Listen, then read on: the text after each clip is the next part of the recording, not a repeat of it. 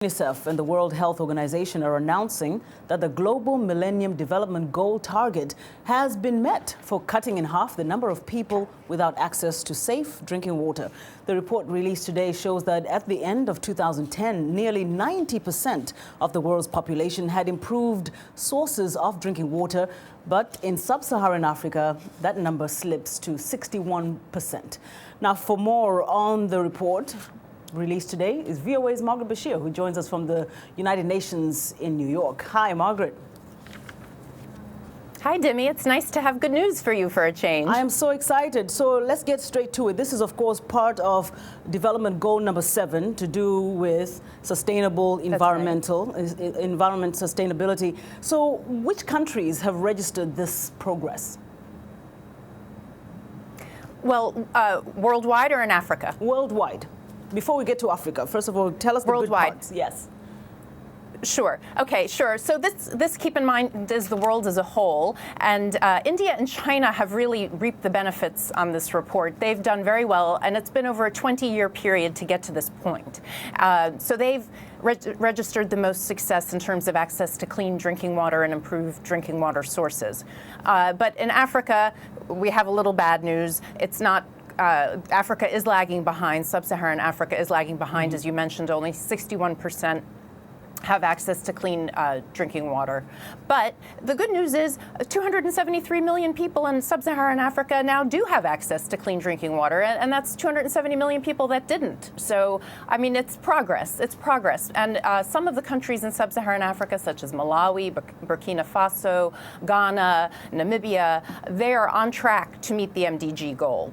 So it's not all bad news, but less than half of the countries in sub-Saharan Africa will make the goal by 2015. That's great. And as UN Secretary General Ban Ki-moon mentioned, that this is one of the targets that has at least been achieved so far. And the UNICEF Executive Director Anthony Lake says that with enough will, effort and funds, most of the targets can be met. So is that what is attributed to this progress in particular?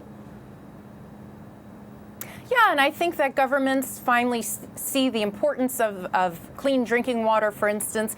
Look, it has an effect on all the health of their citizens. UNICEF points out that 3,000 children die each day worldwide from diarrhea-related diseases. So if you give them access to safer drinking water sources and, as we'll see later, to better sanitation, then they're less likely to be affected by diseases such as cholera and other waterborne diseases. So it's overall, it's great for countries. Now, Margaret, another part of this development goal number 7 has to do with sanitation, what you just mentioned about fighting diseases such as cholera, diarrhea, etc. Sanitation has not quite attained the kind of results that they were expecting, right?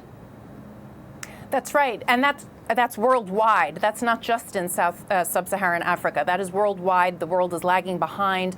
I think the goal is 75% by 2015. Yes. They're not on track. No one is on track to make that right now. I think it's going to fall short in the 60 percentile, somewhere 67% perhaps. But sub-Saharan Africa in particular is lagging behind. 127 million people gained access to better sanitation over the last 20 years, but it's not nearly enough. And worldwide, about 2.5 billion people don't have access to better sanitation. And in fact, people are polluting their water sources. So these two goals are sort of interrelated, because if you have people polluting with human waste their rivers, their lakes, their fields, they're contaminating their safe drinking water. So the two goals are really very interlinked, interconnected. Absolutely, and let's hope that there's some progress there. Very briefly, Margaret, the United Nations Security Council met today. Anything interesting on Africa? Whatever you can tell us in 30 seconds. Yes. In 30 seconds, Sudan, South Sudan, clean up your acts. That's what the Security Council said. Stop fighting, stop the inter-border fighting, and settle your oil dispute, and get out of Abyei.